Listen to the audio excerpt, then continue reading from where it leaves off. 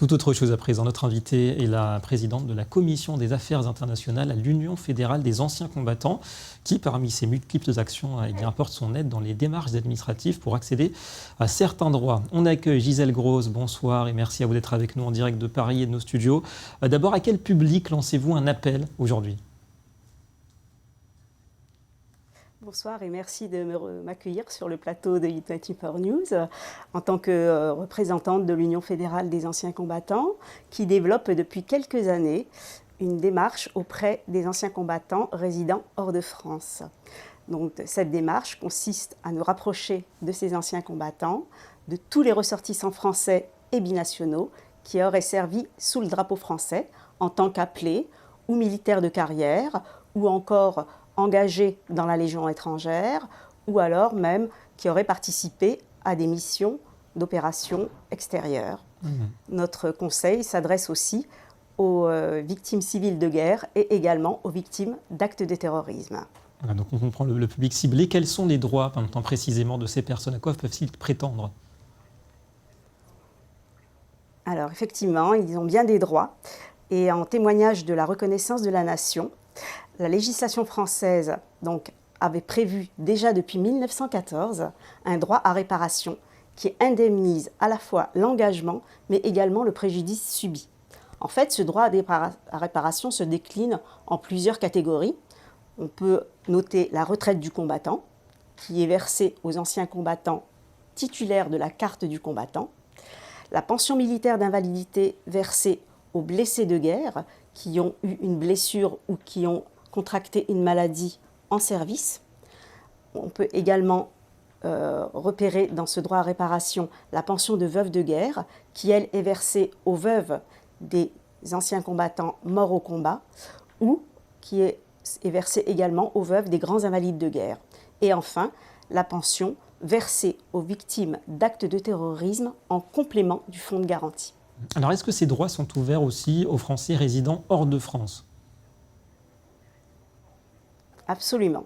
Il s'agit d'un droit à réparation qui est régi par le Code des pensions militaires d'invalidité. C'est un droit spécifique au monde combattant. Donc, il est incessible, insaisissable et sans condition de ressources. Il peut être perçu aussi bien en France que hors de France, contrairement à des prestations sociales comme les allocations familiales ou le RSA ou l'allocation aux adultes handicapés, pour lesquelles la présence sur le territoire français est exigée. Et les demandes, alors elles sont limitées dans le temps ? Non, on peut faire sa demande à n'importe quel moment, du moment qu'on remplisse bien le formulaire. On peut se faire aider justement pour remplir son formulaire auprès des associations, auprès de l'Office national des anciens combattants et auprès du ministère aussi des Armées. Donc il faut bien comprendre que cette demande, c'est vraiment un préalable pour l'examen de la situation de l'intéressé et un préalable à l'ouverture des droits. Alors le plus important peut-être, une adresse, à qui peut-on s'adresser ?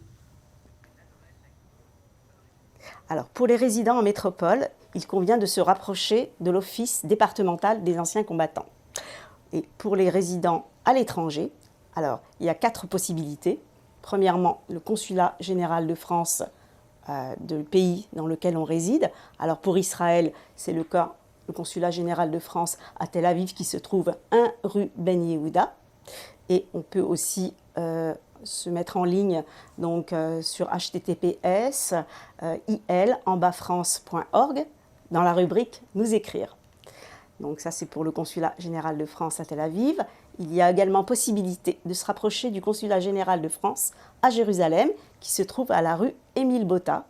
Et là, c'est pareil, on peut aussi écrire par un lien qui donc est accessible sur jérusalem.consulatfrance.org, rubrique « Contactez-nous ».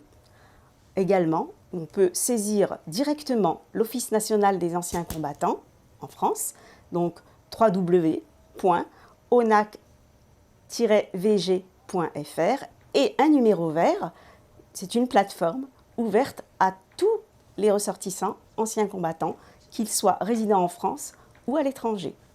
Et également, nous aurons le plaisir, nous, à l'Union fédérale des anciens combattants, d'accueillir toutes les demandes pour accompagner les démarches de nos concitoyens qui résident à l'étranger. Merci beaucoup Gisèle Grosse pour cette présentation on ne peut plus complète. Merci d'avoir répondu à nos questions en direct de nos studios parisiens.